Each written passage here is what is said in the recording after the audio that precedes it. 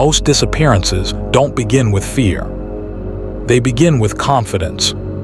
Confidence that the walk is short. Confidence that the road is familiar. Confidence that nothing has ever gone wrong here before. In the moments before they vanished, none of the people in this story believed they were in danger. There were no warning signs, no sense of urgency, no reason to call for help. They were doing something ordinary, something millions of people do every day. And then, without explanation, they were gone. This is the story of people who vanished after one final, ordinary decision. As always, viewer discretion is advised. The dangerous comfort of routine. Human beings rely on routine to survive. Familiar paths reduce stress. Repeated actions create a sense of safety. Psychologists call this cognitive easing, the brain's tendency to relax when a situation feels known. The more familiar something becomes, the less attention we pay to it. And that's where danger often hides. Most disappearances don't begin with panic. They begin with confidence. Confidence that the trail is short. Confidence that the road is safe.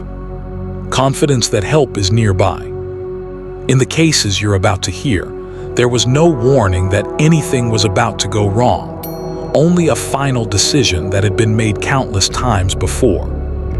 Case 1, the path he took every day. In the late afternoon, a man left his home to take a walk. He had done it hundreds of times before. The path cut through a stretch of wooded land on the edge of town, not remote enough to feel dangerous, but secluded enough to be quiet. Locals used it regularly. Dog walkers, joggers, parents with children. He told no one where he was going because there was no reason to. When he didn't return that evening, concern was mild at first. By morning, it was growing. By the second day, it had become fear. Search teams found his footprints on the trail clear, undisturbed, and calm. There were no signs of struggle, no discarded belongings, no broken branches or disturbed ground. And then, without explanation, the trail stopped. At a road, at water, at a drop-off. It simply ended. Authorities expanded the search radius. Dogs were brought in. Helicopters scanned the area. Every logical exit point was examined. Nothing. The man had vanished from a place people walked through every day. To this day, there is no evidence that he ever left that forest. Why normal is often the most dangerous state. Disappearance cases rarely involve dramatic mistakes. They involve small, reasonable choices. Psychological studies show that people are far more likely to underestimate risk in environments they perceive as familiar. This effect increases when the route has been used repeatedly. The destination is close. The person believes help is nearby. In other words, the safer something feels, the less prepared someone is when it turns dangerous. That pattern appears again and again. Case 2, the shortcut that saved 10 minutes. Was running late. The road she usually took was backed up, and she didn't want to miss her appointment. So she made a decision she had made before, a shortcut. It shaved about 10 minutes off the drive.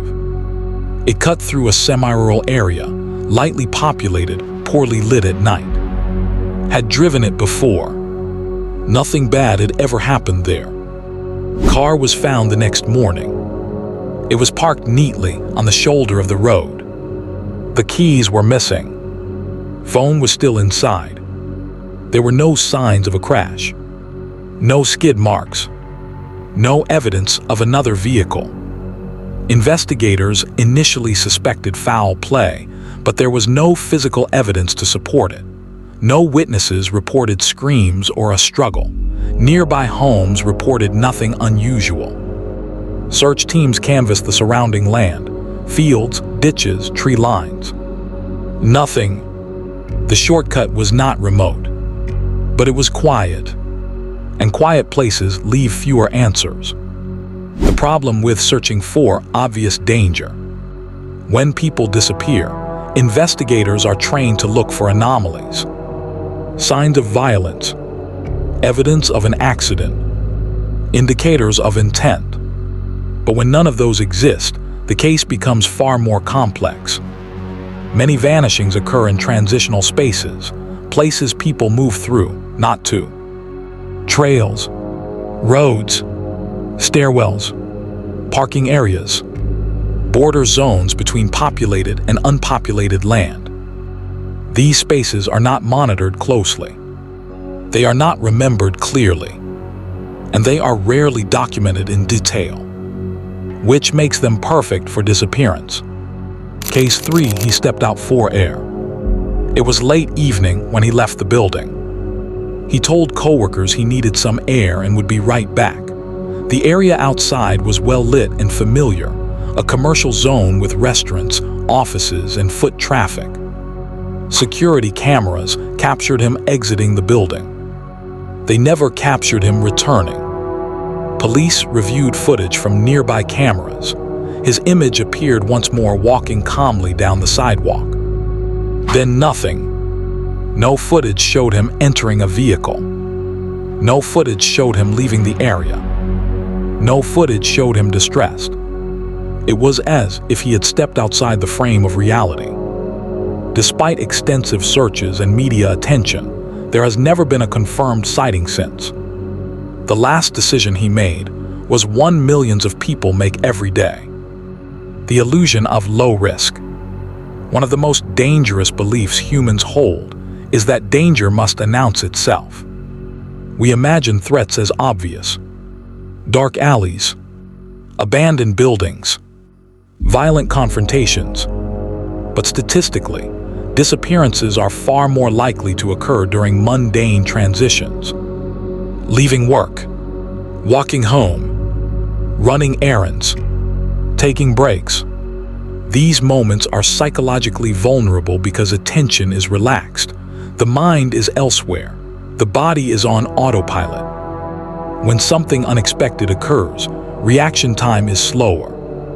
Case 4, the hike that was supposed to be easy. Trail was rated as beginner-friendly. Families used it. Tourists took photos there. Signs marked the path clearly. He told friends he'd be back by evening. When he didn't return, search teams assumed it would be straightforward. Beginner trails rarely produce vanishings.